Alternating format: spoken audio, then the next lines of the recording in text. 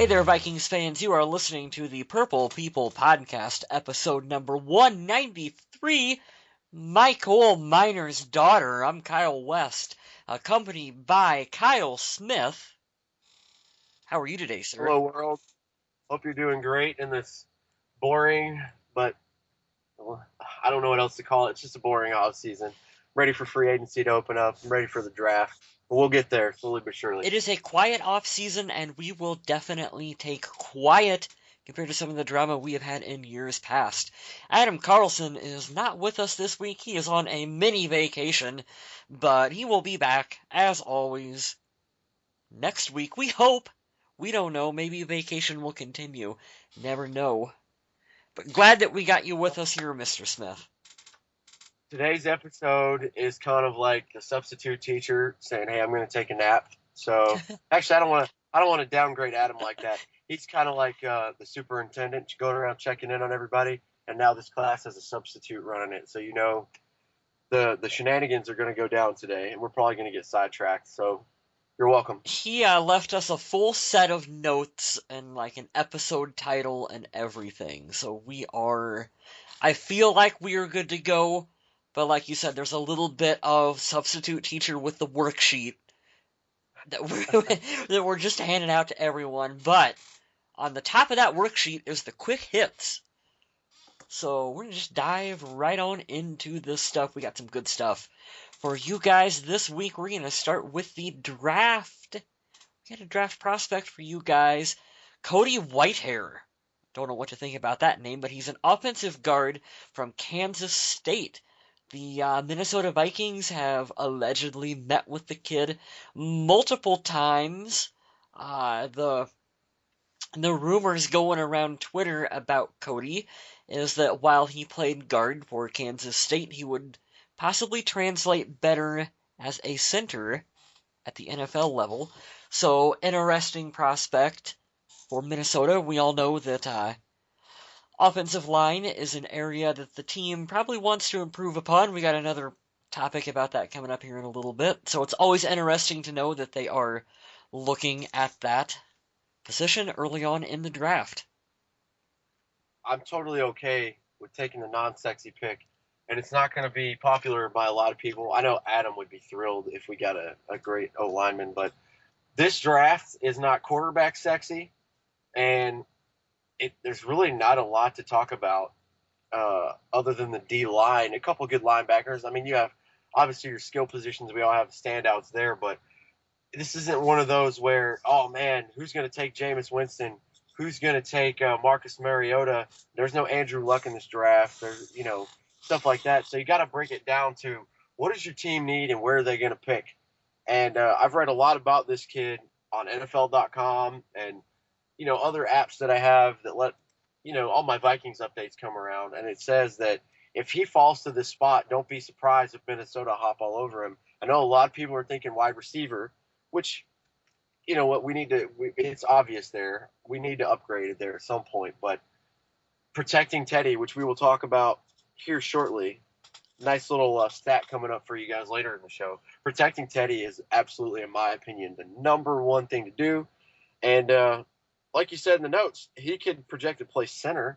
John Sullivan's not going to play forever. Wish he could, but who knows? Maybe he comes in and has a year or two under there, and he could take over a spot. Mm-hmm. Center is an interesting position because we've technically already got three of them on the roster, like you said, John Sullivan, and then we've got Nick Easton and Zach Karen that are both relative unknowns. They're essentially rookies. They got 1 year of experience, but I don't know about drafting another center, but like you said, I'm all for bolstering the offensive line. Speaking of bolstering, hey, Eric Kendricks, one heck of a player from Minnesota. His versatility, according to Mike Zimmer, they believe that he can play inside or outside linebacker for 2016 for the Vikings. That flexibility will potentially allow Minnesota to go best available if they want to draft a linebacker, meaning that they don't have to draft necessarily an inside or an outside one if they choose to go that direction. they can go best available knowing that Eric Kendricks can play either position. You know what's great about this kid? I'll do a good and a bad. The good thing about him, he's so damn athletic that he could mold himself to play there because he goes from sideline to sideline. Mm-hmm. The only thing is, I got a bone to pick with Eric Kendricks, and it's about to get real on the show. I don't understand why he's got to be that good because I got my Teddy jersey, obviously, and now I'm like, man, you know what? I'm gonna buy an Anthony Barr jersey, and now I'm torn. I don't know whether to get an Eric Kendricks or Anthony Barr jersey. Best scenario to have. I wish I could have one of those things that like you press the switch down and it changes the number and the last name on the back. So I could just get my linebacker jersey set for like the next 10 years. I think you got to go for both of them because both players are going to be in Minnesota for a long, long time. Like Anthony Barr and Eric Kendricks, like that is the future of our defense, and they're only going to get better as time progresses. You know what's crazy too? We're talking about the linebackers. We're talking about Kendricks. So Kendricks went to us the second round. You guys all know. I don't know what they do at UCLA. Maybe that's just a linebacker school, and I'm just late to the party and finding out. But they have another linebacker there. It's too bad we're not picking in the top 10. Oh darn. It could be Anthony Barrish because Anthony went ninth to us 2 years ago. Mm-hmm. But they have another linebacker there projected to go in the top 10, and I'm just sitting there thinking it kind of the light bulb went off in my head about UCLA the other day. It's like, man, they really do know how to mold some linebackers over there. That'd be kind of crazy. I don't think we would go that high, but yeah, it popped in my brain. I was like, Anthony Barr, Eric Kendricks, and I think the guy's name is Miles Jack, maybe. But they sure do know how to pump out some linebackers over there. So who knows? I don't know. Weird little stat there. I told you the show's going to be weird today. Former Minnesota Vikings head coach Bud Grant had some praise for the current head coach, Mike Zimmer.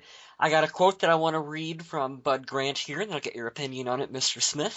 Bud Grant, about Mike Zimmer, he is a no-nonsense. He's no nonsense. Boy, I'm lovely speaking tonight. You're getting paid big money. You better... Boy, did I copy this right or what? I probably should have done a little more research. Basically what he was getting at is that Mike Zimmer is a no-nonsense kind of guy, and you know what you're going to get with him, and that the team is on the up and up. So it's a really good quote. You can find it over on the vikingage.com. I definitely recommend reading the article that Adam wrote on it. So very high praise from Bud Grant. I don't know what else to say. Bud's the man, the myth, and the legend, and the quote that you gave was funny. I'm looking at it now because it looks funny if you stop and read every line. Yeah. But it's pretty much Mike Zimmer in a nutshell. Hey, I don't play games. If you're getting paid, you better put out production. Otherwise, you're not going to be here.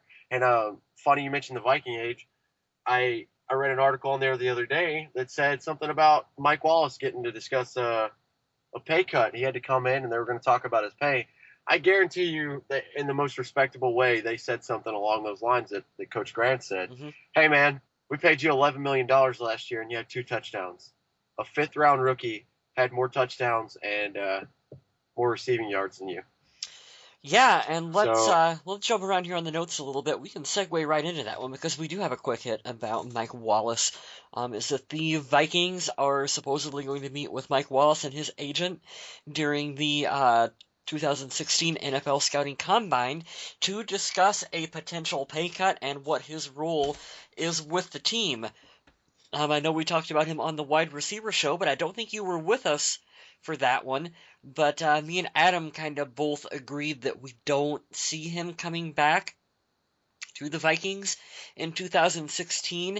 But, man, if he's willing to take a pay cut and willing to kind of maybe flesh out more of a role for the team, depending on contractually what they can come up with, boy, maybe I could see them rolling the dice for another year with Mike Wallace. What do you think? Yeah, I was I'm sorry, guys. I told everyone back and on. I won't keep beating a dead horse. I'm overseas right now, so sometimes I'll make the show, sometimes I can't. It just worked out today and not last week. But my 2 cents, real quick, on the Mike Wallace thing, because I didn't get to go on the show when you guys did Hmm. that. I believe if he could cut his paycheck in half, I'm all for him coming back. One of the positives that I heard, and you got to take it with a grain of salt, it's like bringing Chad Greenway back. It's not that Chad can't produce; he's just not the same player anymore because he's getting old. Hmm. And you want the veteran leadership, and that's what Mike Zimmer said about Mike Wallace. He's like, you know what? He didn't put up the numbers we want. It's obvious. We're going to keep it cut and dry. But you know what? He never did. He never bitched. He never complained. He never griped. He came in. He worked hard. He gave leadership, and he came up to play and came up to work every day. And that's the kind of guy. That's half of what you need to play for Zimmer. The other part is, do we want to pay him? You got to think too. There are other guys on the team that we need to keep around that put out way more production than that. Adrian Peterson's one of them. If you're going to pay somebody 11, 12, 13, 14, $15 million a year, you need to be putting up AP numbers. So I think, in my opinion, if he can cut that to about 6, maybe 5 mil this next year, and realize, hey man, you want today's big money for yesterday's plays. You're not in Pittsburgh anymore. He didn't do a lot in Miami. He didn't do much for us last year at all. You got to realize, hey, it's a what have you done for me lately league, and we all know that. So I'm okay with keeping him over, say, a Cordero Patterson, Hmm. because he can actually catch a football and score a touchdown. That's not a punt or kick return. But yeah, I think that he's going to have to take a big cut and swallow his pride, and maybe who knows? Maybe that'll humble him. Maybe it'll light a fire. Maybe he'll put up more numbers. Maybe he can be the Greg Jennings player that we were missing last year.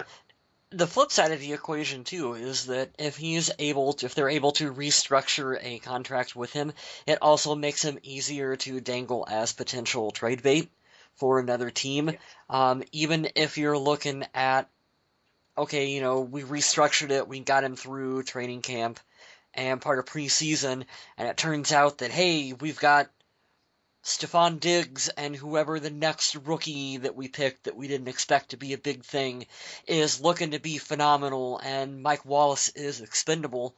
You got him on a cheaper deal, you can dangle him to a team like Cleveland or whatever, and you can ship him out, and it's more viable for another team to pick him up with a lesser deal. And I would think that his agent would be smart enough to kind of know that, and I think that Mike Wallace is too. Is like you said, it's a "what have you done for me lately" kind of league, and he knows he didn't put up the numbers that he wanted.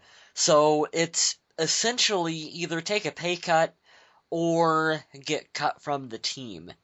So what are you gonna I, do? Personally, I, I'm gonna take the pay cut. yeah, exactly. And Yeah. that's what I was going to say. I think that he likes the atmosphere. I think when you come into a division that, even though Detroit's not who they were a year ago, Chicago didn't have their number one wideout. They have their issues of their own. You understand that every and the whole league is like that. You know that every division, it's pretty much anybody's year. Granted, for one or two divisions, they're always going to have the same winner Hmm. until the unforeseeable future. So you come into a division where Aaron Rodgers, arguably the best quarterback in the league, is, hey, this is my. You come to my house and you take it from me. This division's mine. You play for a guy like Zimmer that's like, okay, that's exactly what we're going to do. I think he likes that atmosphere. Hmm. But like you said, and it, you know what, we'll just keep going. We'll carry on this wide receiver conversation a little longer. You got to look at our wide receiver core as well. You guys already know my feelings about Cordero Patterson. I don't want him on the team anymore. I'll leave it at that to be nice. But you have a guy like Adam Thielen. He's cheaper. He has more of a drive, in my opinion. Now, I'm not saying Mike Wallace doesn't work hard, but you can see Adam Thielen get fired up and does electric plays. The game where we won the division, he had a huge run, and he also had a fake. The fake Was it a punt. fake It was a punt? it was a fake punt. It was like Yep. 50 to 60 yards. Hmm. The kid's awesome. He costs less, and he can give you big plays. He has big play potential. You have Jarius Wright. He's always dependable. I remember the Jets game last year. He won the damn game for us. I mean, amazing guy, under the radar, maybe kind of a B minus wide receiver, but he's always dependable. Uh, we have Stephon Diggs. I don't have to say anything more. We've seen what he can be. Mike Wallace could be that guy to mold him, and maybe if we get another, I would say a big bodied guy, maybe not so much the burner that we wanted from Mike Wallace, but Get a big body guy who can go up there and catch. You know, and if we had that nucleus, it would be good. But Mike Wallace has to understand. I know you came into the mind frame thinking you're the number one receiver on this team, but you're not now, and that makes you, like you said, expendable. I really don't think that Mike Wallace honestly fits with what style of play that Teddy Bridgewater is going to have. I think you got to look at Teddy's strengths, and I'm not saying that he can't throw the deep ball, because he can. He can make any pass on the field. But his strengths are really the kind of short to intermediate routes, and he's highly accurate. What he needs in a receiver is, like you said, he needs a big-bodied, strong receiver who can run routes and who can get, Routes. who can get 15 to 20 yards up the field and make a good catch in coverage and then be able to turn it and get yards after the catch. And that's not really Mike Wallace. We don't really, honestly, we really don't have that receiver on the team just yet. Stephon Diggs is more of a, he's a shifty, he's a gadget kind of guy. He's speedy, but he's not that big-bodied receiver that Teddy really needs, and I think that's what they're going to be looking for early and often in the draft this year. Thank you for listening to the tight end show. Good night, everyone. We talked about the receivers on it. Sorry, I missed that part, but yeah, I totally agree. I think he understands that now. He's getting older. I hate to dog on the guy because, like I said, I never heard of the problems. When we were looking at him signing him last year, but Miami hung on to him again. You were like, man, heard a bunch of issues, the locker room. We didn't hear any of that last year, and I don't think Zimmer's going to put up with it, honestly. So, yeah, take a pay cut, man. Take a hefty pay cut. Come back, teach some kids, and you'll be set. I mean, I'm not going to say you shouldn't take all the money you could go after. I would do the same thing. I'd rather have 11 mil than 4, but let's be real here. You're not going to be struggling to eat. I'll put it that way. So you still be employed. That's better to take a pay cut than not be employed. Yeah, no kidding. Now we got a couple more quick hits, but let's pull an audible and let's just move on to the main topic. You guys can check out VikingAge.com for all your latest info, but we're going to talk about some tight ends today for our positional breakdown group. We only got 3 tight ends on the roster, so let's just go through really quick and kind of give our opinion and what we think of each guy, and whether or not we view tight end as a strength or weakness for the Vikings moving into 2016.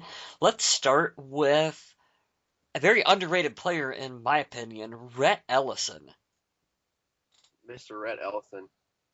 Man, I said it before we started the show to Kyle. I said, you know what? Make this a priority. Don't let this be a Chase Ford who gets away, because tight end is let's see, what's not really a sexy instrument in the band.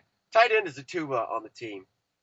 You need it, you use it a lot, but man, it's just, you got to go out and you got to block. You got to make holes. You got to go out there and essentially be a mini lineman. Move people out of the way for AP. Move people out of the way when you have that little gadget play for Stephon Diggs. Oh, and by the way, if I need to throw you a 2-yard pass, you're only going to get it. It might be for a touchdown, so you might need to catch that. Appreciate it. So that's exactly what I think of when I think of Rhett Ellison. I love this guy. I love the fact that he does the dirty work and essentially gets no glamour for it. Yeah, there's no love for Rhett Ellison, except for here on the podcast, where we try to talk about him as often as we can, but Rhett really does all the dirty work out there for the Vikings. He's predominantly a blocking tight end, so he's the one that, when Adrian springs for a big 60-yard touchdown run, you go back and you watch it, and there's usually a really solid block from Rhett Ellison that is just right in the trenches that sets it up. Occasionally he'll get some love, catch a few passes. I believe he's actually a better pass catcher than what he gets used for on the team. The issues is that you pay Kyle Rudolph to catch passes, and that's just not what you expect from Rhett. But he's sneaky athletic and can get a lot more done, and I think he will be with Minnesota for a long, long time. He reminds me a lot of Jim Kleinsasser Yes. Yeah, the old Jimmy Kleinsasser was with Minnesota for a number of years. Exact same kind of player, just down and dirty blocker and not a lot of love in the passing game. Doesn't show up in the stat sheets, but you watch for him and he's really quite good for the Vikings. Now I'm gonna do this with all three of our tight ends so we can beef the show up a little Okay. bit. But I'll give you a little bit of how the season went this year and how good he got over the season. At San Francisco, 3 yards. Fast forward 4 weeks, Kansas City, 11 yards. Fast forward 3 weeks, and we get a lot of Red Ellison after that. St. Louis, 11 yards. Oakland, 18. Green Bay, 19. At Atlanta, 23. Best game of the year, which I remember, I believe he got a touchdown that game too. At Arizona, 41 receiving yards. Yeah. And you have the likes of the guy we were talking all about 10 minutes ago, Mike Wallace, Stephon Diggs, AP can catch the ball, Jarius Wright. Got all these people, and this guy's going out here giving you 41 yards. He can do it all, and if you look at the chart, when you scroll from left to right, it goes up, and it keeps going up. Mm-hmm. So he can last. I don't really hear about him being on the injury list too often, which I love. I love durable players more than anything. So I have a lot of love for this guy. So do you. I hope he stays on the team. Oh, I don't see any scenario in which he does not get like a longer contract extension or whatever, unless he pulls a Ray Rice or whatever. I no worries with Red Elves. He will retire a Minnesota Viking.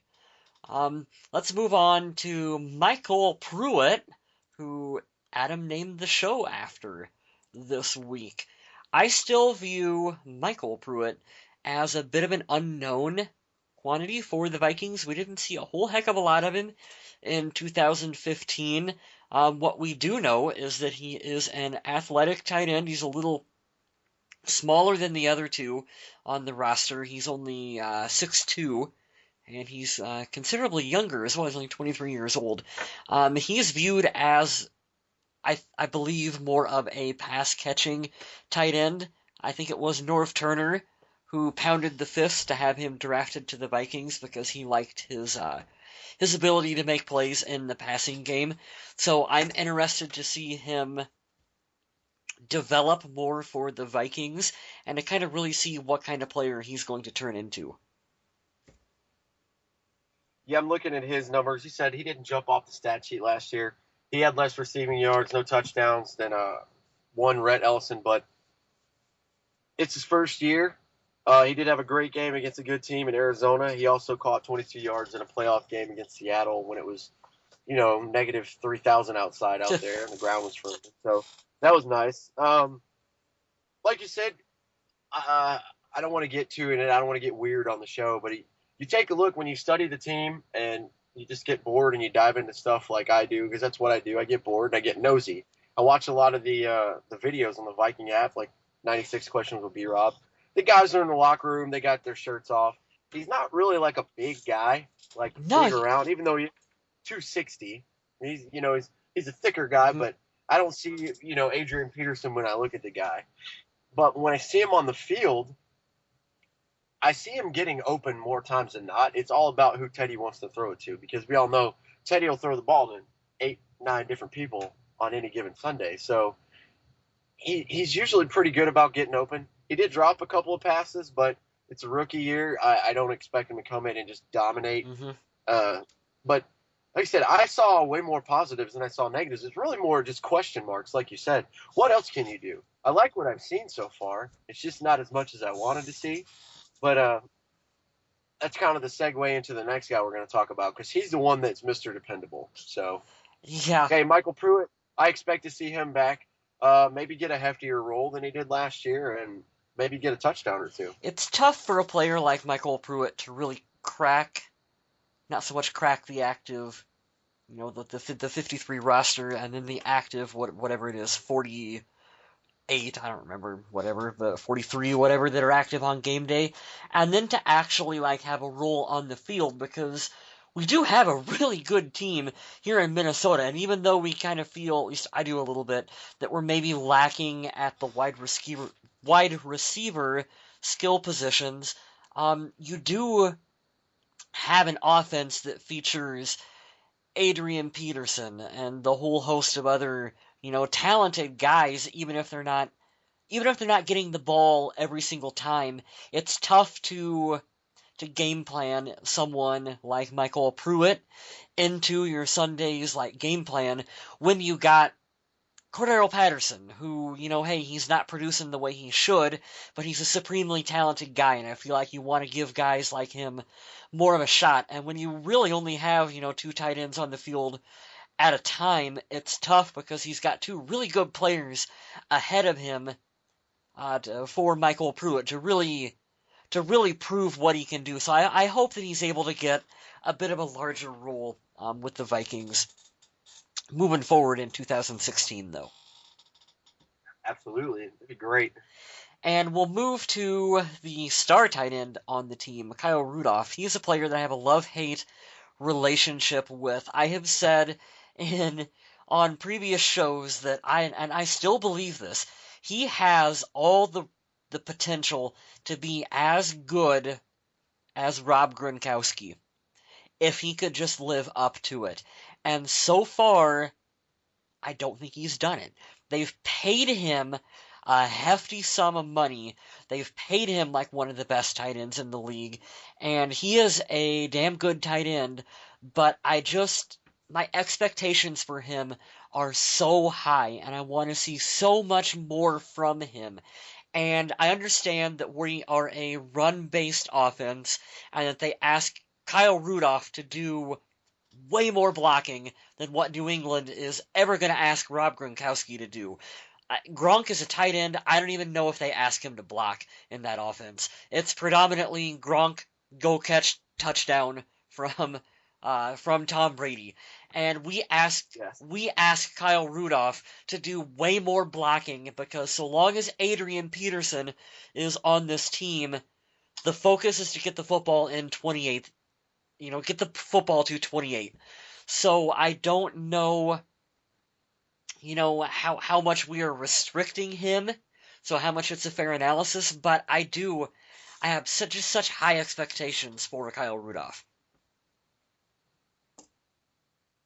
I'm not going to steal your thunder, but that's exactly where I was going with it.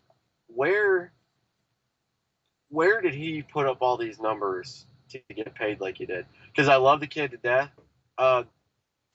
Like I said, I like durable players, but you know what else I like? I like players that don't go out and, get in a ton of trouble. Mm-hmm. Everybody, as I about said, any trouble. AP got in trouble. We all know that. Everybody makes mistakes.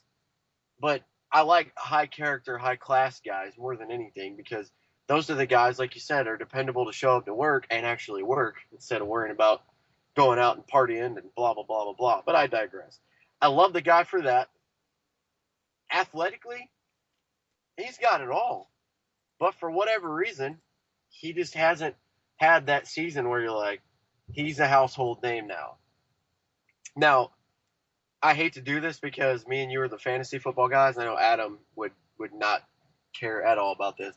But when you're one of those guys who are like, man, I really want that guy on my fantasy team because he shows up every week. Kyle's had the injuries usually get him at least a week or two out of every season, which really sucks. But it is what it is. It's a rough game. I get it. But I will go on the flip side of that. I did like his year this year. He had 495 yards. I would like to see him average about 700 a season. I think that's fair for the money he gets. And I think if he had around 7 or 8 touchdowns, I think he would be more justified in what he was getting paid. But I'll go through his numbers real quick. He caught passes in every game except the Green Bay game, Week 17. And they were some of the games very, very small. You have a 7, 9, a 10, a 7. But in the 9 and the 10-yard game, Kansas City and then at Detroit, he caught a touchdown. There's 6 points for you right there. And then you have games like home against Detroit and then home against Green Bay, 30 yards and a touchdown. The Green Bay game was amazing, 108 or 106 yards and a touchdown. That's the kind of games that I want him to have more than just once a season. And I'm sure I'm not the only guy with the money he's getting paid. Here is where I think Kyle Rudolph is the biggest asset to Minnesota and the area that he needs to improve upon the most. And you look at our offense, and this is, I think, the biggest problem that we have too, is scoring touchdowns. Kyle Rudolph is a huge target. Guy's 6'6". He's a huge red zone target. And he only scored 5 touchdowns for the Vikings in 2015. Yep. You go back and you look at that Seattle game, and if we could have got maybe someone like a Kyle Rudolph going in the red zone and scoring some more touchdowns, we win. All we had, We we just needed one touchdown that game. Yep. And for comparison's sake, like I said, Kyle Rudolph had 5. Rob Gronkowski had 11 touchdowns in 2015. 11 Yep. times Tom Brady was able to find Gronk in the end zone. Kyle Rudolph needs to double his production in 2016 for him to live up to the potential. And I've seen him in person in training camp. This dude's hand is the size of a football. I've seen him reach out and just make amazing one-handed catches that look absolutely effortless when he does it. You see him and you just expect so much from him, and that's the point that we're both trying to get across. It's not that we're knocking the guy. We don't have anything against him personally. The bar is just so high based on what we think he can do.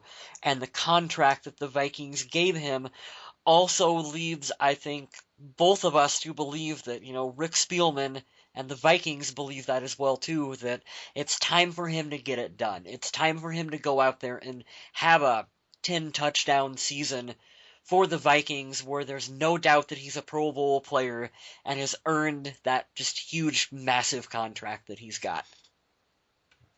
Hi, my name is Obvious Statement Kyle Smith, and I have a great one for you. Go for it. First 2 rounds, you improve the line and you get a big-bodied receiver that can catch. Mm-hmm. What happens? Kyle Rudolph has that 10-touchdown season for you. Keep Teddy upright for another second and a half, 2 seconds. Have somebody else that can actually stretch the field. Because you know what Kyle Rudolph did a lot of this season that I wasn't expecting? Touchdown against Green Bay. Catches it, makes an awkward catch, and then just goes down the sideline and scores. I was not expecting him to do that because he's 6'6". He's 265 pounds. He's not the fastest dude on the field, even though I give him credit, when you do see him run and he looks slow, he is running way faster than you would expect. But you get those 2 things going, you see a lot more touchdowns, a lot more red zone targeting for that happening, then maybe we don't lose a Seattle game. I don't know. Yeah, no, you're 100% right. It's if the team is hampered, and they're growing, they're going to get better, they're going to continue to get better, but they were hampered by really bad play at the offensive line. I don't care what Pro Football Focus or any other website ranked the Vikings line at. It was bad play, and that... Ooh, big way for that. Yeah, that forces the team to take someone like Kyle Rudolph, and instead of being able to use him as like a big receiving target, you gotta pull everyone in and you gotta block, because you can't keep Teddy upright.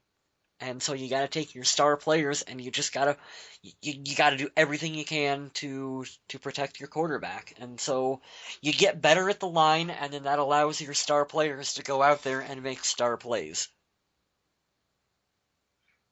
I want to I'll save my bold statement to keep it relative to the tight ends, but you were talking about the line. This is something we didn't really talk about because I kind of jumped in to segue to a different quick hit. Mike Zimmer spoke with Pro Football Talk, and he gave a good quote about the line. He's like, we struggled. Got to get a lot better there. Teddy got hit way too many times. We're cerebral. We have a cerebral offensive line, but we need more things. We need some other things. Anyway, obviously Mike Zimmer is going to leave an open door and not answer, well, what are those other things? But well, let me tell you what we plan on doing. I forget which coach it was. I want to say it was Mike, but it might have been somebody. No, it was Bill Belichick. He's like, why don't you just let me Xerox the playbook over to Kansas City then? Like, yeah, that was awesome. No. I love that. I'll tell you what we're going to do. But no quarterback faced more pressure than Teddy Bridgewater, 46.9% of his dropbacks. And the kid's completion percentage went up from last year. Mm-hmm. How in the world do you tell me this kid sucks?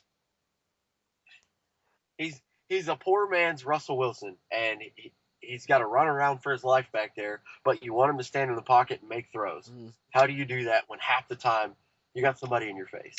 I'm just going to leave that there. But yes, we're shuffling everywhere because Adam's not here to help us be an adults and keep structure. And but that was a good stat. I wanted to work that into the show somehow. And you mentioned the people like Kyle Rudolph and everybody else taking matchups away because everybody's got to come in and block. It leaves you very one dimensional, Mm-hmm. which is not very scary to anybody else. Yeah, we've said it for a long time now, but imagine if you can have an offense with Adrian Peterson on the field that is truly as dynamic as it should be, and I'm talking about, line play, wide receivers, whatever, is if that would be incredibly difficult to defend. And that will lead us a little bit into our social media question of the week, in which we asked you guys on a scale from 1 to 10, how well do you feel the Minnesota Vikings offensive coordinator Norv Turner has done as an offensive coordinator to this point in the season? So let me pull it up because I clicked that. Well, I've got a You got it up? couple ready. Go for it. I want to do a positive and a negative, and I'm going to go good first. Stephen Bjoin, I agree with you, and he said, I think that he adapted better than any offensive coordinator we've seen in the past. Also, his system is all downfield, and let's face it, Teddy isn't there yet to throw 3 to 4 40-plus yard bombs down the field. I think he deserves a few more years. 100% agree with you. Maybe not put Adrian in the pistol anymore, I think it was. Yeah. That's not his strength at all. He's your best offensive player. Maybe cater to him a little bit better. Which leads me into John Dosadil. I'm sorry if I messed your name up. Dosdell. I think that's a little better. The Dozer. We'll call him the Dozer. The Dozer. John the Dozer. Please write us hate mail and tell us how to tell your name correctly. So he gave Norv a harsh 3, which is pretty low if you ask me. But let's see what he had to say. The whole year we consistently ran on first down, most of which went for less than 2 yards. It's a fair point. The only game I liked was the Broncos, where he called a lot of crossing routes to actually utilize the speed of our receivers. Well, the only thing I'm going to disagree with you there, John, is we have a game against, I will say a subpar team because their best player wasn't there, the New York Giants. We put up almost a 50-burger. We can do it elsewhere. We just have to bring that consistently. But I agree with you. Every single time a game starts, first play of the game, my immediate call out, Adrian up the middle. Adrian up the middle. Mm-hmm. I'm not really a fan of that when I know what's going to happen. Maybe the defense already knows as well because they're probably better at that job than I could ever be. But I digress. I agree with both of you. I think he had a better year than a 3, but I like your answer, John. I like that a lot because pretty accurate statement there. I know what's coming on the first play of the game. That goes into Rob's comment as well too. That I agree with. It ties right exactly with what you just said. Rob commented, "If a person was to take a drink every time Norv runs the ball on first down, you'd be passed out drunk by halftime." So stupidly predictable too. The only time that should happen is in the fourth quarter with a 21-point lead. I agree with you, Rob. I agree with you, John. The consistent runs on first down are annoying.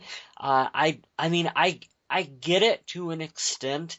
You have one of the best running backs in pro football in Adrian Peterson, so you would like to give him the benefit of the doubt and believe that even though they know you're going to run him on first down, they're not going to stop him. But you've also got to realize that this is Adrian Peterson that's 30 years old. He's going to be, 31 this season?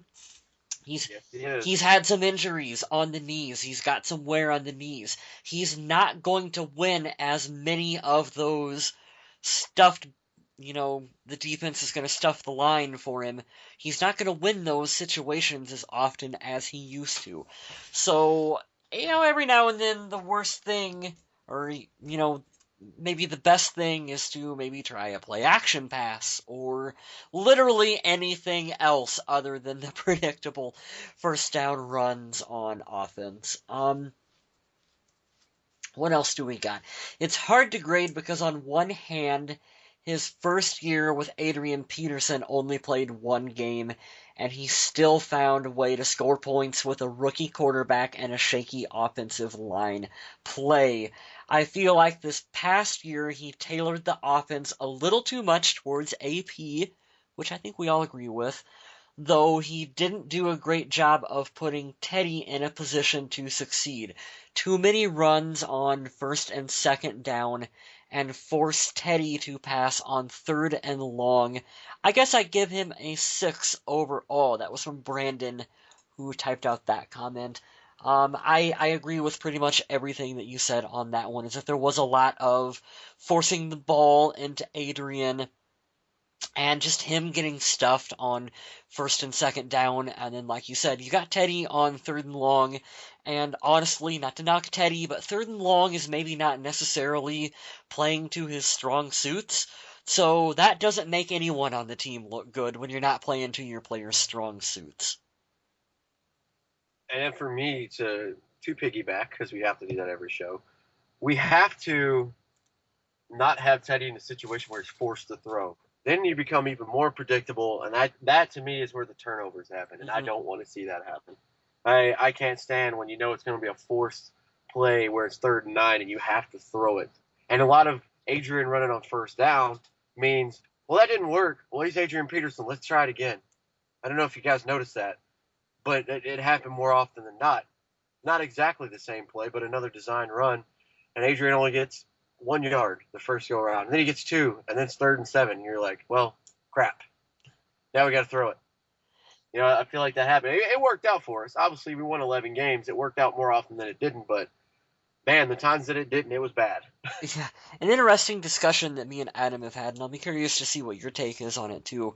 We've had this before we've started recording a couple of times. North Turner, I think, and I have nothing factual to back this up, so don't go spreading this on social media.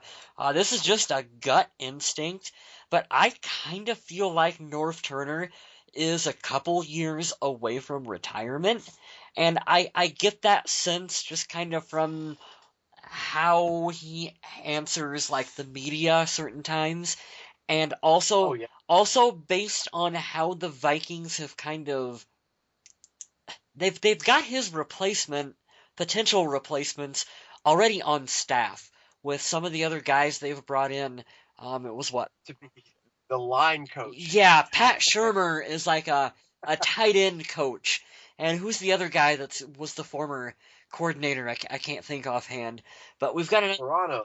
yeah, Sperano. We've got him on the team too. And so if North Turner was to retire or if they were to mutually agree to part ways after this off season, they've got some in-house candidates just like that they're already grooming to kind of take Oh, over. So I don't know. Do you get that feeling at all? I do, and like it's just the same thing you said in different words. There are people on that team that would be promoted tomorrow Yeah. if he decided to walk away today. And it's nothing against Norv. I mean, he's coached teams. He's been a head coach. He's done pretty well there. He's a great coordinator. But yeah, just if you had to go based off of like body language and just whatever. I know that he's got a passion for football, Oh, of obviously, course. but especially like I think the thing you said that gives it away the most is when he talks to the media. He's just like, "Yeah, I'm here. I'm the offensive coordinator. What do you want?" And he's very open about how he doesn't want to be a head coach. He's done with that. He's over with that. And to me, like you said, I would never question him being passionate. And honestly, I'm glad that he's our coordinator. I'm glad that we've had the continuity and that, we're sticking with him through, it'll be what, three seasons that we're coming into now. He's a good mentor for Teddy early on. So I don't want to see them do a hasty thing and just shift from him needlessly. And, potentially the best thing he ever did for this team was telling them not to draft Johnny Manziel. Depending on how much you read into, like, Twitter rumors or whatnot is that Norv Turner was the voice in the room to be like, do not take this kid. So he saved us one on that one. But I like Norv. I rank his to get back to the social media question, a little bit higher. I would say that he was probably like a 6 or a 7 for me personally on his play calling. Uh, it left some to be desired, but then you also have to go, what has he had to work with? You know, you got a Mike Wallace that didn't produce. You got a Cordero Patterson that's a gadget player at best. You got a shaky offensive line.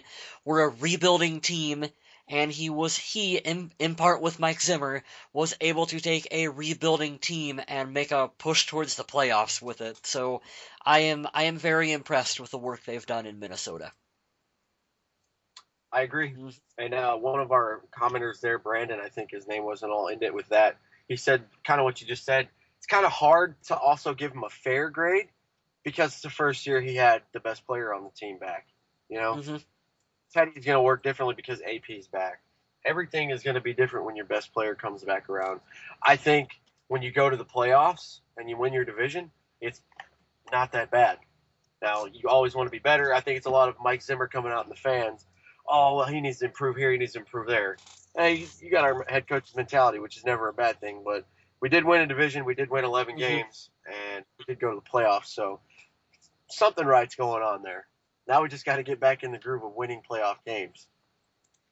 Yeah, and I don't know if you'll be able to record with us next week or not, so we can spoil a little bit of our running back debate just very briefly before we wrap it up.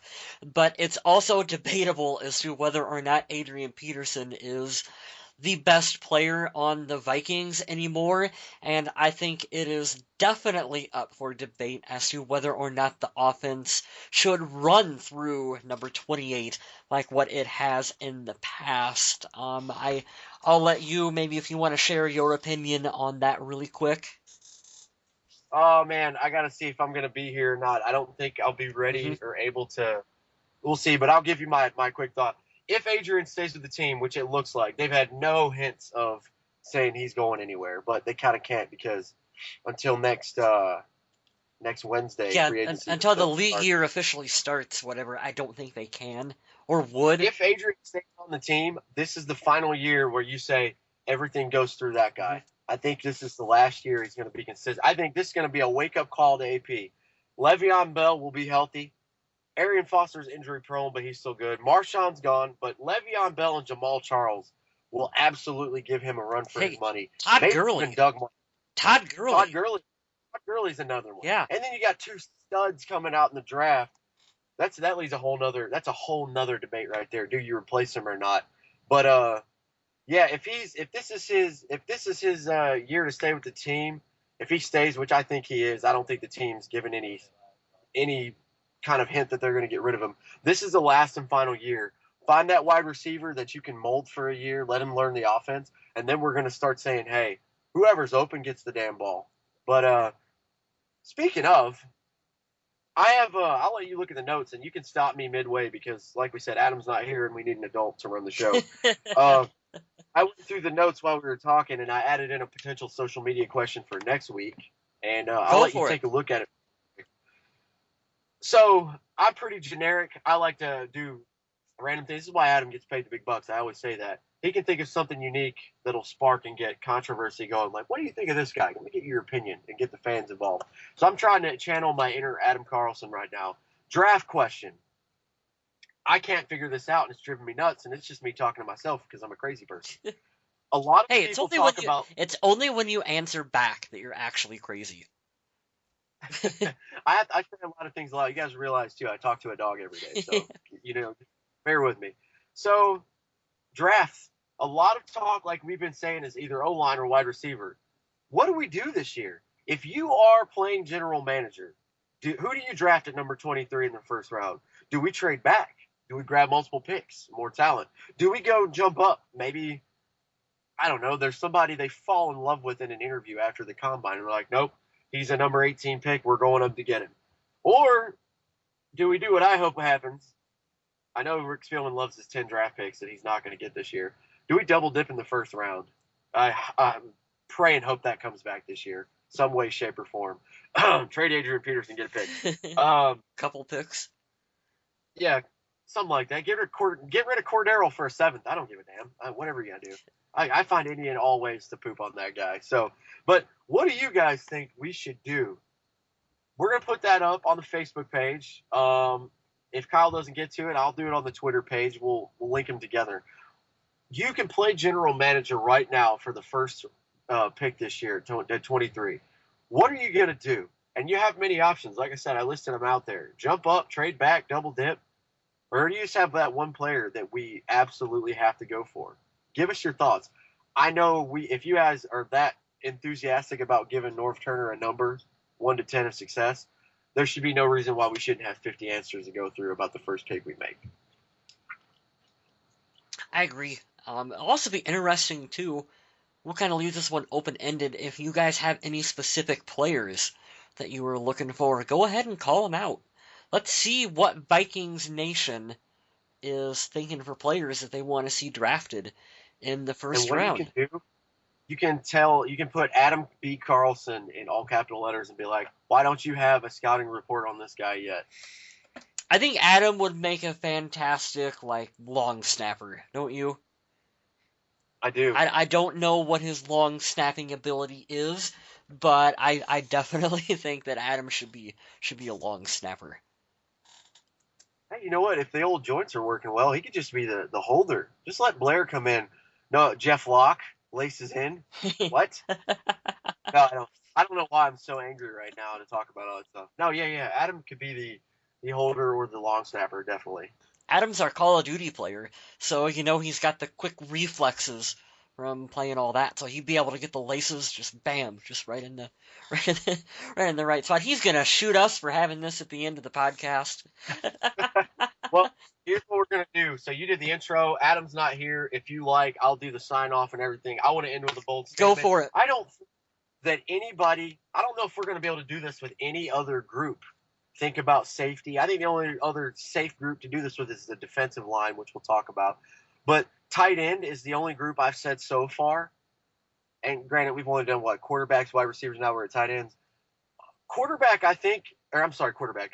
Tight end is the only group, maybe besides the D-line, that I'm going to say that I hope everybody returns, and I think they will return. Everybody else has the potential to leave. We don't like them. We don't think they produce enough. They're too old, blah, blah, blah. And I'm thinking about a lot of other groups now, but we'll get into that heavily. But tight ends, I like all of them. I want all of them to stay, and I think they all will stay. And that's my bold statement for the week. And into that for the segue of the end, I want to say thank you to Mr. Kyle West for putting up with me, because it's just me and him trying to lead this shit back to shore. Kyle West does a lot of great things with his photography page. Man, I just caught amnesia. What is your page so I can go buy some stuff? Hey, you can check it out at kylewestphotography.com. Really cool. Lots of stuff. He does a variety of things. We always segue back to the pillow, but we won't have to do that today. He's got a lot of Viking photos. He likes to go to training camp, so you'll get special photos. What's that? I sold one better than the pillow that I think you guys will find really, really funny. I don't know if you've seen this one, but all kinds of stuff. I had a digital drawing of Wayne Static that I did from the band Static X. I don't know if any of you guys are fans of it. So, hardcore, new metal, Static X. And someone ordered it on a pink baby onesie. So someone out there has a little daughter that is just heavy metal with my drawing of Wayne Static on it. So you hear this, people? Yeah. We had a squirrel on a pillow. We have a Wayne Static onesie. What I'm waiting for Kyle to do something, because I think you're a Foo Fighters fan. I'm ready for a T-shirt that is just a huge picture of Dave Grohl's face. I need. I am a Foo Fighters fan. That's a good idea. I should definitely do Dave Grohl Foo Fighters piece. Grohl stuff, because I'll definitely buy that from you. But like I was saying for Kyle, he does a lot of Vikings photography. He'll go to training camp. You'll get specialized, one-of-a-kind photos that you're only going to get from there from his perspective. He does a lot of music stuff. He does a lot of ex-players too.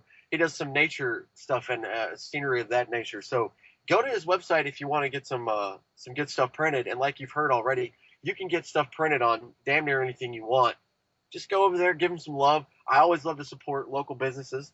And if you want to catch him and talk to him personally, go to his Twitter handle. It's ThatNerdCast, all common spelling. That's Kyle West, one of the founding fathers of this show. The other guy that's not here, we both have to give him love. The Viking Age and the Undead Walking, Mr. Adam Carlson. If you want to catch him on Twitter, his handle is MN Minnesota, MN Viking Zombie. Go to the Viking Age, check him out. He writes a lot of good articles, not biased at all. He's very fair and to the point. He's got a lot of great stuff going on out there. I just want to say thank you for everybody for listening. The show is going to hit 200 episodes, and mainly in parts of the other two guys. I just kind of jumped on board. They fed me, and I won't leave. But thank you guys for your input. The off season is boring. We get it. Everything's going to pick up here in about a week. We're going to get closer to the draft. Free agency is going to happen. You know, some teams are going to pick up players that they shouldn't. They're going to get rid of players that they shouldn't. Hopefully, we pick up somebody at the safety spot, and we sign a good free agent. But we're going to keep you up to date. I'm not sure what we're going to talk about next week as far as position groups, but we're going to break another one of those down. I believe running back. There you go. Yeah. We're going to talk about a little AP Jarek McKinnick action and whether or not Matt Asiata is going to return. Ooh, keep the music going for that one. So, yeah, I'm talking way more than I should. I want to say thank you to everybody. Mr. Kyle West, Adam Carlson will be back soon. And to steal one out of his book, thank you guys for listening, and stay classy, Minnesota.